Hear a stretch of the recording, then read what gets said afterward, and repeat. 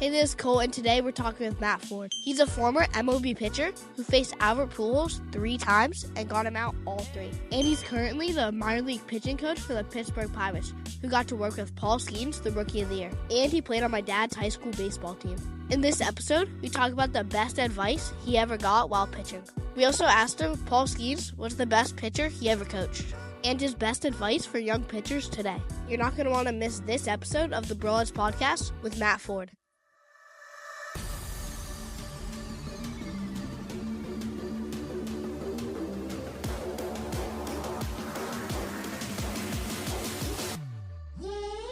Hey, it's Greg from the Brolettes, and before we jump into today's episode, I want to tell you all about Arete Shades. This is the sunglass brand that Colt and I started just over a year ago to help athletes to block out distractions as they become the best version of themselves, play after play after play. And we have so many cool colors and styles available right now, from the good old Playmaker, the white with red tinted lenses, to the Rise and the Rose for mom and dad. These are my personal favorite. We got the brand new Florida Fire, the blue and orange, rocking for my Gator fam. The most popular style we have is the Party Starter, this pink and blue. We've got the new Martian because you want to play out of this world. And right now, listeners of the podcast can go and get $10 off any pair. All you got to do is use the promo code podcast. It'll get you $10 off any pair, and get a bunch of pairs and get $10 off of all of those pairs. Just use the promo code podcast. Check it out. You're gonna love them. Your kids are gonna love them, and I can't wait to see you use them on the field. Block out distractions on your path to excellence. Now let's get into today's episode. So I want you to talk about your professional baseball journey and transition from player to coach. Player-wise, drafted back in '99. Got drafted by Toronto in the 3rd round. Played with Toronto through 2002, and then got Rule 5 to the Milwaukee Brewers. So long story on a Rule 5 is if they select you in a Rule 5 draft, that's a Major League Rule 5, the team has to either keep you or send you back. So the Brewers decided to keep me. So I must have done well enough in spring to open some eyes, but spent the whole year in the big leagues in '03. After that, spent time in AA and AAA. With the Brewers, the Royals, the Twins, spring with the Rockies. Played a little bit of independent ball for a couple years. Last hurrah was Winter Leagues in Venezuela, which was an adventure down there for sure. Yep. And after that, kind of got to a point where I knew myself I couldn't compete at the highest level as much anymore. Was it between arm stuff and just injuries, all that fun stuff that adds up over time, 10-year playing career.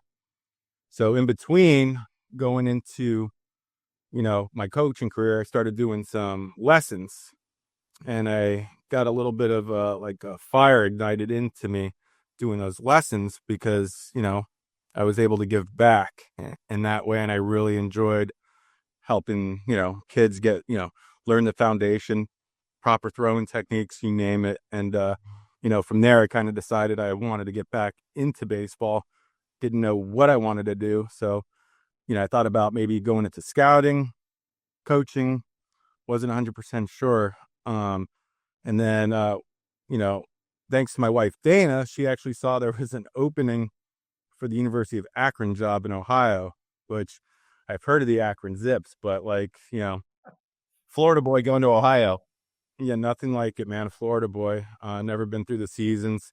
Seen snow a handful of times, but so I decided that was probably a good route to go to the college ranks because you kind of get to do both. You do the recruiting, which is the scouting side, and then obviously you coach the baseball part. So ended up doing that for 2 years. After my 2nd year there, I wanted to get back to the pro side of things. That's just where my blood is, man, is the pro side. Fortunately, I had a connection with a guy over there. His name's Larry Broadway. He was the farm director, and I knew him from back in our high school playing days. He was at Wellington High School, which was the top school in the country in terms of high school baseball. So he got my foot in the door there in 2014, and this year will be my 12th year there. So it's been a journey. What are some of the things I guess you took from the playing side that you've brought into your approach to coaching? Because I think it's unique because you've been in their shoes at some level, and now you're able to help them. Like, what are some of the things that you kind of reflect on that have helped you to become a good coach? One thing I think that's really helped me in my approach is, the longer and longer you're away from this game, a lot of coaches feel like the game gets easier. I never forgot how hard this game was. And, that's part of, I guess I have empathy for these guys because there's just so much other than the physical part that goes into the game. Though I didn't come up with the social media and all that kind of stuff, but there's so much outside noise going on, the pressure, the pressure of living up to what for your family, your friends, all that. And that contributes when it's cluttered up top in between the ears, that can really affect the physical part. So, it's a approach of mine is to kind of treat the whole picture for me. So mind, body, heart, what's going on in between the ears, what's his why, and then obviously the physical part. And I think it comes down to developing the relationship with the guys and having, empathy. And, sometimes they just want to, they want you to listen sometimes versus you telling them what to do all the time. So I guess my philosophy is what's the type of coach I would have wanted to have when I played. And that's how I go about it. I love that. We'll get into some of the mindset stuff in a little bit and how you help a lot of these pitchers. But let's go back down memory lane and ask some fun ones. Tell us about your draft day experience. Draft day experience. So I knew I was going to get drafted that day. Now, I didn't know. I heard anything from the second to anywhere to like the 7th or 8th round. There was, a ton of teams, showing interest. But weirdly enough, I got the call when I was in the bathroom. I got the call because back then we really didn't. We had the internet and stuff, but it wasn't as like it is today. Who knows? Maybe I would have been at the draft place. They do the draft on TV and stuff. But I was in my bathroom when I got that call. And I got the call from my scout Tony Arias with the Toronto Blue Jays, and he said I got drafted, but he didn't tell me what round right away, which I thought was weird. And then I kind of went nuts, and almost it becomes so surreal and like, just fluttered with emotions and this and that. And finally got a call back. Hey, you've been drafted in the 3rd round. I was like, wow. And, it just, you think about all the work you put in and all the years of, thinking about from T-ball all the way, all the crazy stuff going, from 5 to 18 and, and it just was a dream come true, man. I don't remember draft day, but I do remember, like, I don't know whether it was a week, 2 weeks later, showing up in your new Honda Accord. You got the parents, a new car. Like, I think, I know where you came from, obviously grew up down the street from each other, but that had to just be just a surreal moment to like pay it forward and pay it back to the, your parents who really helped you out through, getting you to that point. Oh yeah. It's a lot of work on, the kid, obviously, but they got to be the ones that take you from point A to point B, get you equipment, the whole 9 yards. And, just, it's when you have that opportunity to help, your family, of course, you want to take advantage of that. And, we weren't in the best financial situation at that time. So it was just a blessing that, that happened at that time in life.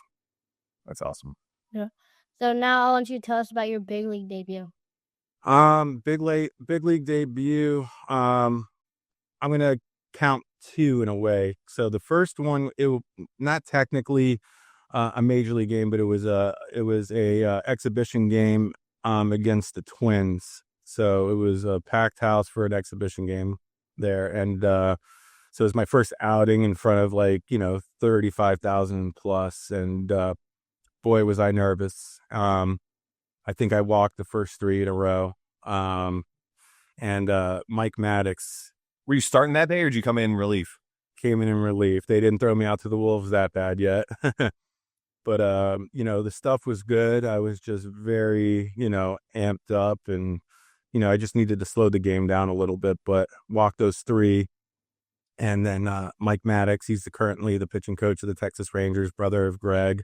So a good little background there. But he came out after that third walk and kind of just settled me down and just like, hey, man, take a look around. And he's like, hey, this is pretty cool. I'm like, yeah, it is, man. And just kind of took me, kept me where my feet were for a second there. And he's like, and he just gave me some of the best advice. And I use it to this day. He's like, hey, pitch at 80% right now.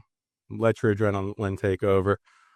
So it like clicked at that moment where like the game slowed down. Hey, I got to trust my stuff and just let it eat and see what happens. And I ended up striking the side out or the next 3 out. And then my nickname with him for the rest of the year was Satch, as in Satchel Paige, because Satchel Paige would walk the bases loaded on purpose and then strike out the next 3 guys. So, it was a good lesson for me, which I use in my coaching approach too. Like, hey, it's never too late to make an adjustment out there. And that wasn't a physical thing. That was kind of in between the ears. And then, first real major league outing was against the Cardinals, pitched an inning. And just, I actually used that advice when I went out there, and it was probably the greatest like moment where you're running out of the bullpen to a major league mound. And it was at, Busch Stadium, and it was just, again, another surreal moment. And, just when I got through that inning, I was like, in my mind, I was like, I belong here. I can do it. I can do this. I can do this. So, it was amazing. And, those are the moments you wait for your whole life. And I got that opportunity. So love that. Well, let's switch gears a little to kind of some of your coaching philosophies and insights. And I know as a young pitcher, you got a couple fun ones for him. Mm-hmm. Okay. As a pitching coach, how do you help players develop new pitches? When it comes to developing pitches, we'll take a look at what their arsenal kind of is. So, nowadays it's a lot, on vertical movement and horizontal movement. So, say a guy, he's got high vertical movement on his fastball. So, which in the old days we used to just call, hey, he's got ride on his fastball. So it's those guys that can pitch at the top of the strike zone there. So when it comes to maybe developing a pitch for them, we look what can play off that fastball. So typically what can play off a high fastball is a curveball, because it's going to look the same where it's coming off one another. Other pitches that so it's going to be more of a up and down profile. So there's a thing called like a gyro slider. Gyro slider, all that means it's more of a downward slider type of deal. So you want to develop pitches that they all complement each other. So, sometimes, if there's a sinker guy, we want to get a better slider out of it, maybe get more sweep out of the slider. And we call that, the sweeping sweepers now. So it's really based off what the fastball looks like when it comes to developing pitches. And so what we do when we develop them, we use the text to see what the type of the movement profile looks like. And then we'll use high-speed cameras. How is the ball coming out of the hand? Is it, and by looking at that, and we can figure out, hey, maybe we adjust the grip a little bit. Do we have some cues with the hand at release? So, a lot of it's a lot of experimenting, and, a lot of it's done in the throwing program before we even step on a mound. But when it comes to like developing new pitches, it's going to be typically based off what that fastball looks like. I love that. It's a great breakdown. And so as you work with a lot of these younger pitchers, what are some of the challenges that they're facing that might hold them back from, going from single A to double A to triple A and making that jump? Is a lot of it on the physical side? Is it the mental side? A little bit of both? Like what are some of the challenges that you see that maybe stop someone who's super talented from, realizing their dreams? Something that's holding guys back, I would say, is just overall strikes. You got to throw strikes. You're really no help to the organization if you're not throwing enough strikes, because in this game, it's about, controlling the counts. what do we do in strike one? Are we getting ahead? What's our two out of three? So we want to have a good ahead percentage, like 2 strikes out of 3 pitches at least, because if you look at all the numbers, when you're winning the counts, it completely changes everything versus you working behind in the count all the time. So stuff on that physical end. Now it could be stuff like where, he doesn't have maybe as good a stuff as the other guy. So maybe that's a thing. Hey, you got to have really, really good command and, kind of hit a gnat in the butt from 60 feet. So there's that type of stuff. And then on the mental side, and this is where I see a lot of the problem, it's in between the ears, and it's preparation. What are they doing in their workday? Every throw's got a purpose. Are we having a plan on each throw? Are we working hard enough in the weight room? Are we working hard enough with our conditioning and our maintenance? And I think a lot of the guys that develop the really good routines when it comes to that kind of stuff, you see them kind of push ahead maybe versus someone that's maybe a little more talented, but they are professionals when they go about their game. And then obviously the mental side, that is to me probably hands down the most important thing, because the difference between a lot of minor leaguers and major leaguers, it's not a stuff thing. It's the major leaguers think they're really good and they're confident. And that's not being cocky and arrogant. I mean, there's some cockiness, but like, hey, I'm better than you and I'm going to bet on myself every time against whoever it is in the box. And I think a lot of guys sometimes feel like they don't belong when they really do. And if they can, get over that hurdle, of believing in themselves, the confidence will take care of the physical.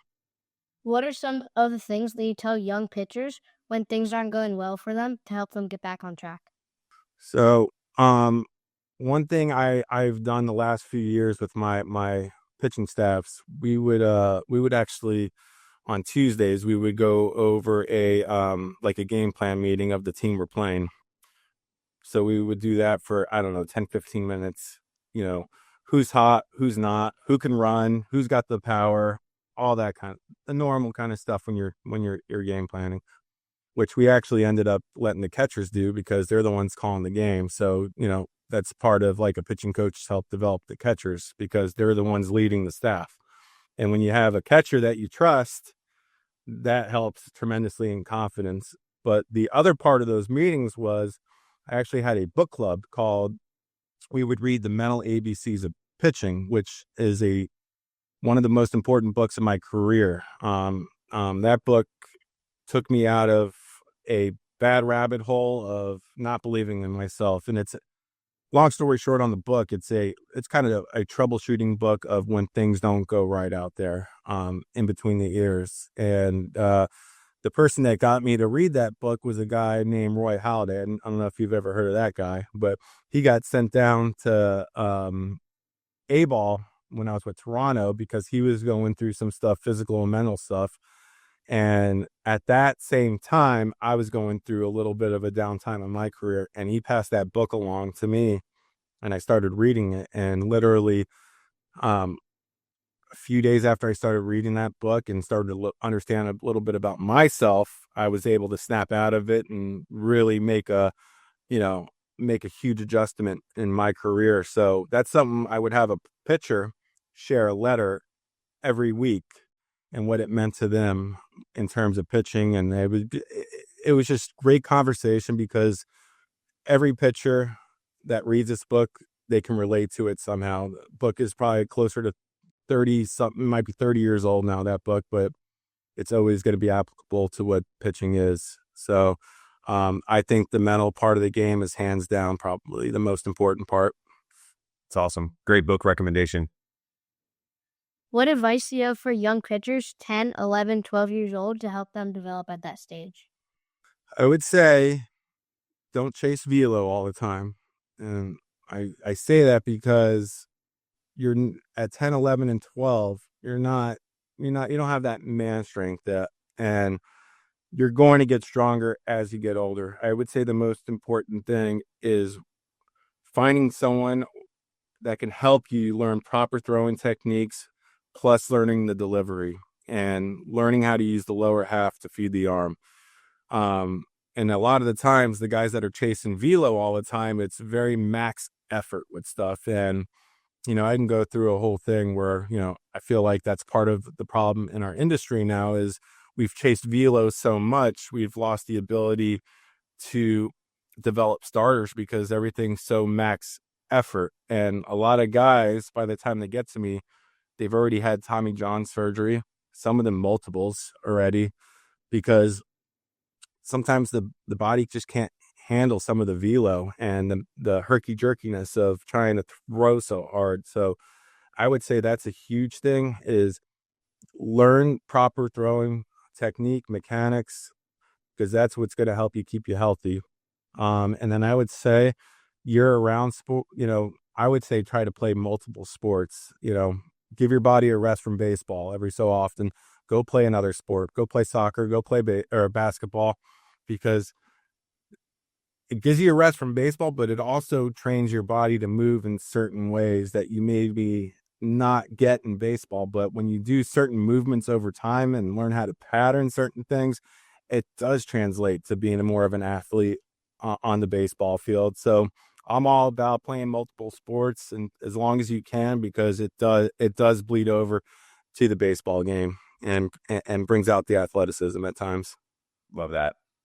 And what about some older kids like 14, 15, 16 as they begin their recruitment journey?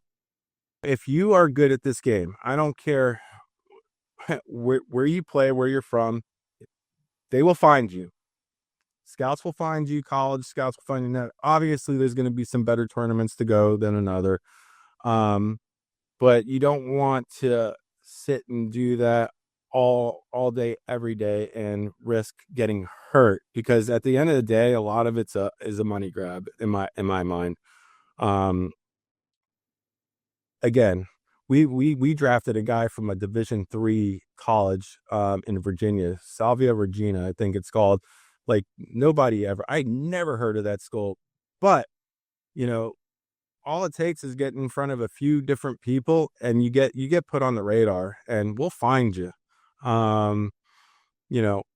Again, I think it's just sometimes it's a little overkill with it. Again, and it goes back to just, I think you train properly and probably play in those important tournaments when needed, and, have a nice, good build-up where you're in a good spot, because a lot of times guys will get sent to a tournament and they haven't picked up a baseball in 3 weeks or this or that, so again, I think you find the ones that have good reputations and you get in front, you play in those certain tournaments, you will be seen. I promise you. I can look in my computer, my database of like all the players, our scouts look at, and there's people that are like, 15, 16, 17 years old already in the notes. So you're seen.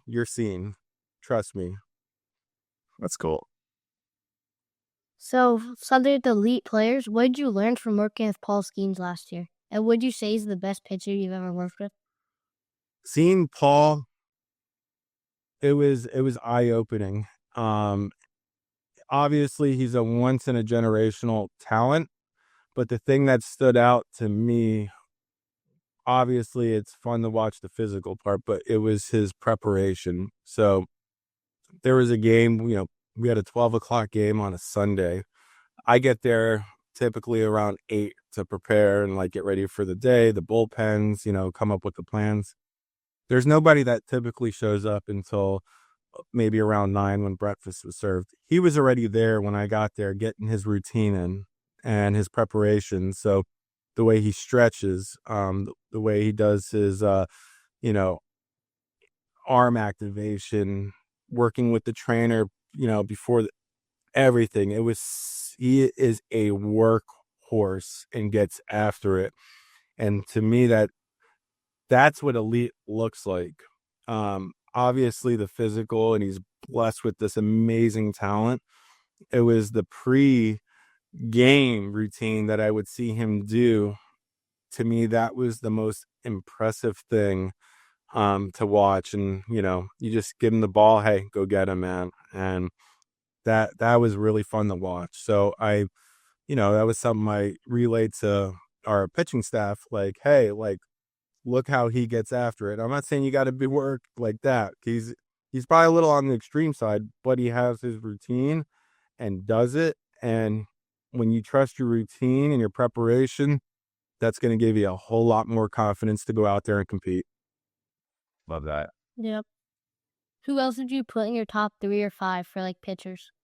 Definitely working with him. I had Mitch Keller for 2.5 years. He was amazing guy to see develop through our system. I'll tell you just a couple guys that will be exciting to watch that I've had. A guy, Michael Burrows, he'll be up in the big leagues next year with us.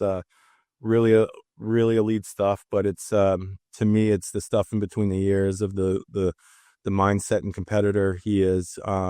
He gets after it. Those are the guys I really enjoy watching, that just get after it with the bulldog mentality. I'll bring up another guy that I had, guy JT Brubaker. We traded to the Yankees actually. But he was the first guy I signed at University of Akron in 2011. It was the first guy I signed, and we ended up drafting him in 2015. So he was with us all the way through spring training of 24. So he was one of the better ones because of how I saw him develop, and he became a good major league starter. I've had so many guys that, a ton of major league guys, but I'm just bringing up guys that are just kind of near and dear to my heart, that I've had and seen them grow. I think there's a guy, Carmen Majitsky. He's a relief pitcher with us. He's going to be, I think, a back of the bullpen type of guy. Again, it's in between the years. He thinks he's really, really, really good. So getting to see just all our system is loaded with pitchers. The guy Jones in the big leagues, another starter with us, elite stuff, but in between the years, he thinks he's really good. So I've been fortunate enough that we've had a lot of good pitchers come up through our system and see him grow. That's really cool. And it's as coaches, like even at like this age, you have like soft spots for like certain players, right? And seeing them grow, I've gotten to see most of his team now since they were 5 playing t-ball, and now they get to play all over the country, and you get to see that growth. You get to see it at a whole different elite level, but it's, as coaches, we just have those soft spots for people because you see their potential, and then to see it come to life is pretty cool. What I want to talk about the difference between, you got drafted back in '99. Me and you were old in this world, and kind of the difference between back then and players coming out now. And at least from my side, how much more advanced they are, how much more data they have, how much more baseball they've played. Even in high school, like I think he's played more baseball than I ever played in my whole life. And so it's kind of a different world. But what are some of those differences that you see from, your era coming out of high school, coming out of college, and some of the kids you get to work with now? I think the biggest thing, they're playing a lot more games, and this is not a knock on you, Colt, but a lot of the guys that have played a lot of games, they just play games. And I was fortunate enough in high school to play for Mike Moss. And Mike Moss was a terrific coach. I mean, he was like a father figure, but he really taught us the fundamentals. And I think that's kind of been a little bit of a lost art. Like, we just play games, but are we really taught the fundamentals? I'm talking like bunt plays, backing up, covering first. I mean, look what happened in the World Series, not covering first base. That's day one of PFPs there. And you can cast blame one way or the other on how that happened. But, just stuff like that. I think we've got away from fundamentals. And I think that's a big thing as I see professional players now.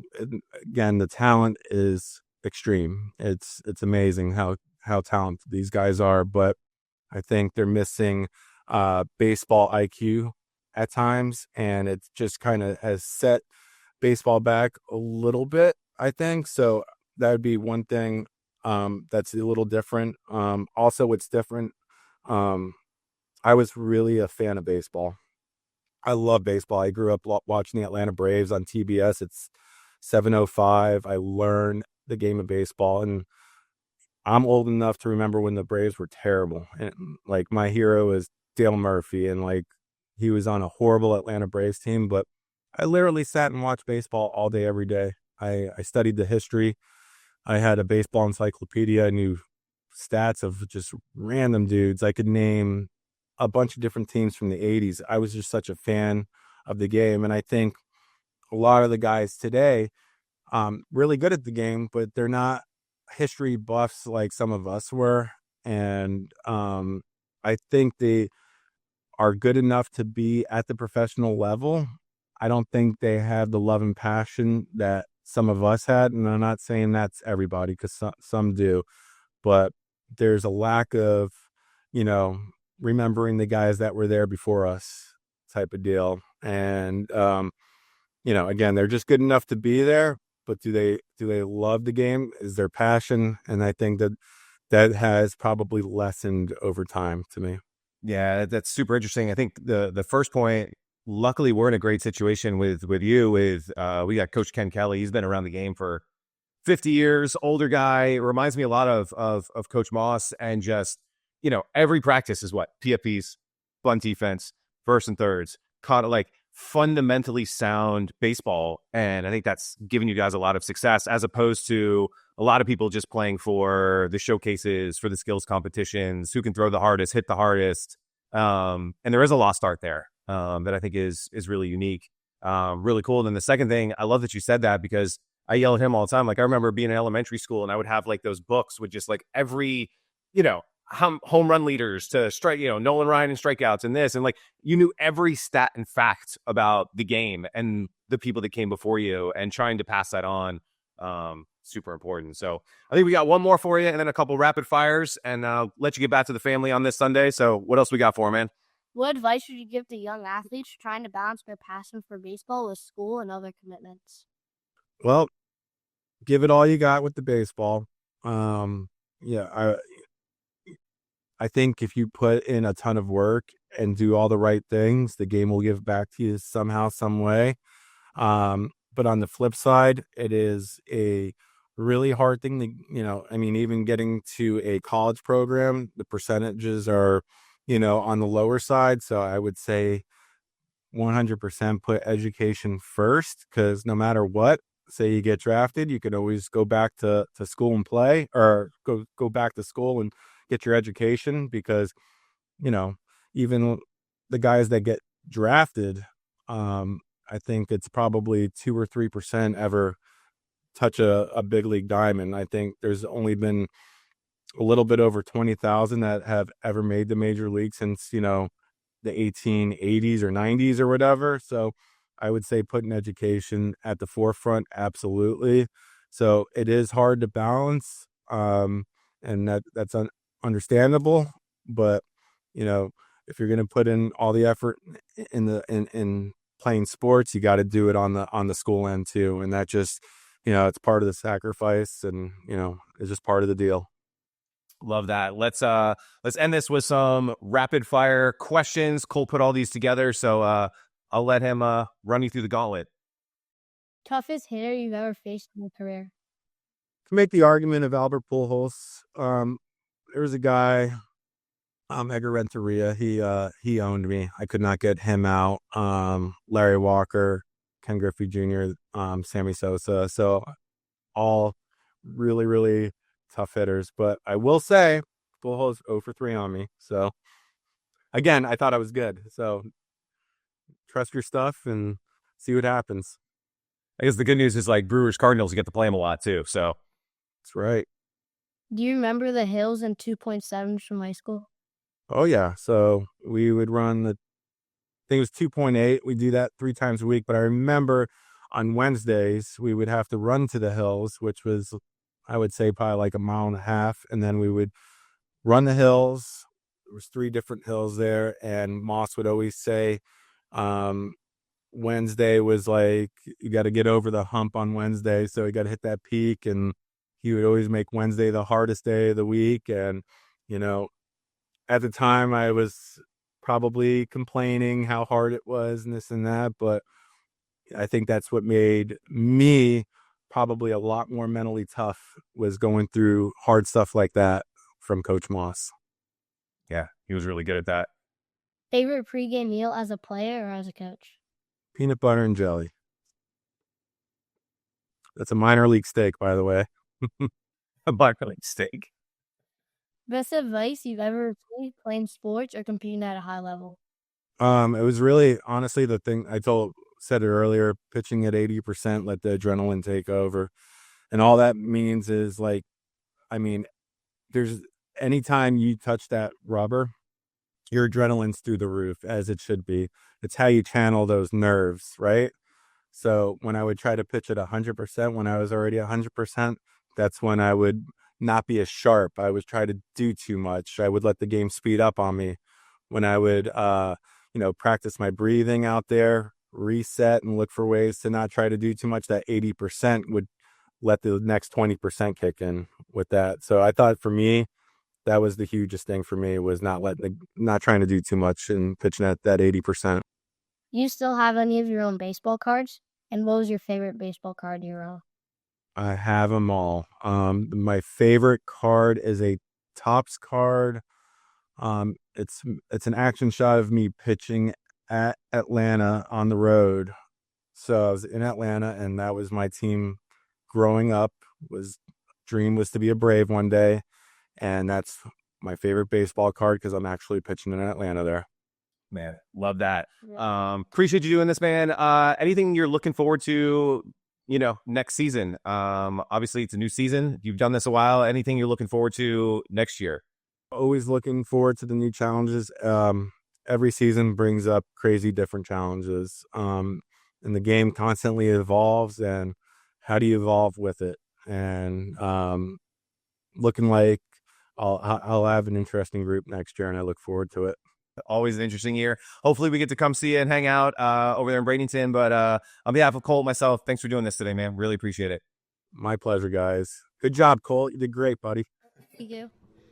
Thank you guys so much for watching this episode of the Brolettes podcast. If you guys enjoyed this, couple things I would love for you to do today. The first is to hit that like and subscribe button. It costs you nothing, and it helps the show tremendously to reach even more people.